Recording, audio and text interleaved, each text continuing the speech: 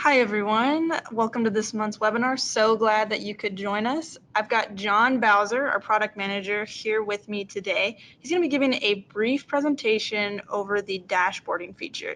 Please feel free to send in questions during the presentation because we are going to be taking time for a little Q&A at the end. With all that being said, Jon, I will let you take it away. Thank you all for joining us this morning. Today, I wanted to share a little of information about DESTINI Estimator's dashboard view. So we know there are a number of reasons why we need to get data out of the estimate, ranging from creating deliverables, preparing for internal reviews, tracking progress, and the list just goes on. Now, DESTINI Estimator has a number of ways to help get that information out. And to name just a couple, Estimator can generate consistent branded deliverables using what we would consider as traditional reports, as well as creating simple spreadsheet exports that can be massaged however they're needed.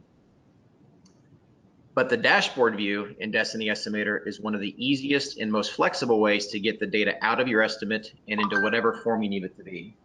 Now this can range anywhere from a branded deliverable you'll hand to a client to setting up a target value design dashboard that tracks your incremental progress. So what makes working with the dashboard easy is that it's built on an Excel-like platform. In fact, it's so much like Excel, you can use your existing Excel files as a starting point and even continue to use Excel after loading data into the spreadsheet with Estimator. Now, we purposefully created this dashboard view with this Excel-like feel to ensure that estimators have a tool they can easily use to create the outputs they need. One of the problems that estimators run into is oftentimes they're reliant on other groups, maybe IT, to help create these one-off deliverables or tweak what they have. Then oftentimes those other departments don't have the resources to meet short deadlines. So the dashboard view allows the estimator to create those deliverables as they need them using the tool that they're already familiar with. So with that in mind, let me go ahead and share my screen. I've already got an estimate open. And so the dashboard view is just another view inside of Estimator like anything else. So let me go ahead and switch to it. And here you should see what is familiar to you, like an Excel-like environment. Now, what makes this work are all these extra worksheets down here in the bottom. Anytime you've opened in a new dashboard or opened an estimate, Estimator is going to create a handful of new worksheets in your dashboard. And it's these worksheets that power all the data in here.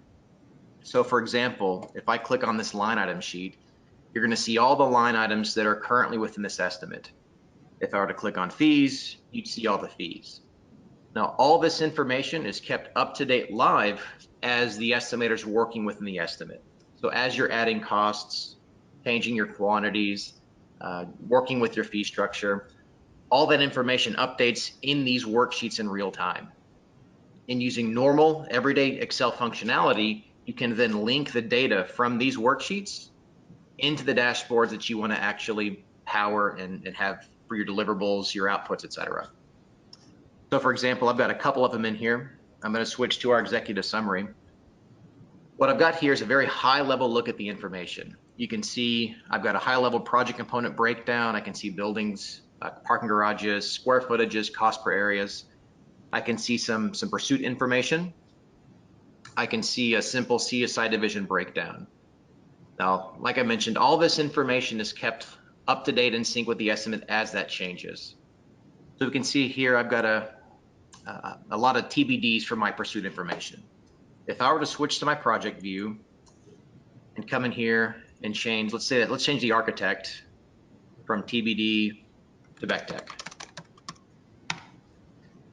Now, if I switch back to my dashboard, the architect's automatically been updated. I didn't have to come in here and type Beck Tech in for the architect. I didn't have to really do any extra work outside of using the estimate and working with the estimate like I normally would on a day-to-day basis. And that's all made possible using the same formulas that you're used to using within Excel. So you can do your typical lookups. You can aggregate data the way you'd aggregate data. You can even move beyond just simple formulas. So you'll see here I have the project component breakdown. I've got a couple buildings, my above grade, below grade parking structure, and some site work. Well, you'll notice here I've got drop downs inside of this Excel spreadsheet. So in this example, what it allows me to do is maybe I want to report on this data a little bit differently. I've got it ordered by building 2 and I got it ordered by building 1. I can come in here using the same types of lists that I would create in Excel, change the order in which I'm reporting on this data. And notice that while I'm doing that, these extra fields are also updating in real time. So I changed from building 1 to building 2.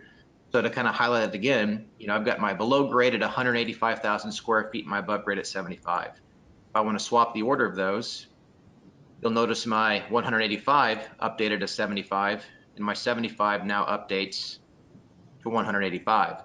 And so as a result, the cost per area updates and my total cost updates as well. And that's using just typical Excel formulas with my lookups and my sums to keep all that information up to date and hooked up. You can see here we've also got charts, so you're not limited to just tabular data. And we even got a different type of example here. So we've got the executive summary, and here's another look at that same estimate, but breaking it down a little bit differently. In this case, I've got a system breakout by unit format. So it's much more detailed. It goes down to unit format level 2 instead of just being rolled up at the component level. Now, one of the interesting things here is not only is this worksheet tied to the information in these various line item sheets and fees, but these worksheets can also reference the other dashboards you've created. So for example, I've got building 1 and building 2 here. I spoke back here in the executive summary that I can change the order that I want these systems to show up here. But if I were to change the order here, so let's go back from building 1, let's go back to building 2, and for building 2, we'll switch back to building 1. If I switch to my unit format breakdown, you'll notice that this dashboard also updated to reflect changes made in the other. So now, not only is my executive summary showing a different sorted order, my system breakout here is also up respecting that same order. So you don't just have to link data to your estimate data, but they can feed off of each other, your different dashboards. And again, to kind of highlight the idea that it's not just limiting you to the data in the estimate. Imagine I wanted to create this and give it as a deliverable to my client, but I can see I've got a lot of zero cost categories in here. I don't have any interior construction, stairs defined, etc. We can use the same filters that we would typically use in Excel to manipulate this data. So in this case, I want to hide my zero cost categories. So I'll uncheck 0, hit OK, and it collapses all that data down. So now I'm not seeing my $0 cost categories. I can always come back up in here and turn it on. Maybe I don't want to include my fee subtotals, my markups, and simplify the data that way. So at this point, really all that I'm limited to is just my imagination. I've worked with a number of estimators. They've created some incredibly elaborate and powerful spreadsheets. So there's a lot you can do here. There's a lot of power behind it. If you can imagine it, if the data is within Estimator, then you can create a spreadsheet or a dashboard to visualize that data however you need it to be visualized. So with that, Melissa, do we have any questions? Yes, John, I think that we've got a few here that have come in. One of the first questions that we have here is from Andrew Gaylor at level 10. He says, how are users using the dashboard reports differently from the estimate reports? Are they using the dashboard for external reporting and inserting it into the final estimate, or are they just using it for internal reporting? So we typically see it used actually in both of those cases. In this case, this was actually a fairly typical dashboard that our users want to generate and provide to their clients. But they also do use these dashboards internally for target value design analysis to make sure that week to week they're meeting their targets. So it can really be used for either purpose, and we've worked with clients for both. Gotcha. Okay. Thank you, John, for kind of elaborating on that. Kind of in that same vein, speaking of the uses of dashboarding, what benefits do you see this bringing to a pre-construction team? How is this going to help them stand out?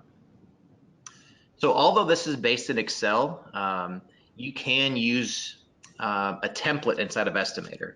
And so when you use a template and estimator, not only are you able to set up your estimate with standard fee structures or standard breakdown structures, you can also include a dashboard as part of your template. So that means every project you create going forward will have access to the same dashboarding capabilities. That way estimators aren't required or need to pull in a dashboard, go find it somewhere, pull it in, make whatever changes they need to make. Every project can start from that same consistent starting point. Now they can always go in there and modify it to meet the specific requirements for that one-off project or that one-off client. But being able to start from that template gives every project the same starting point and ability to move forward from there.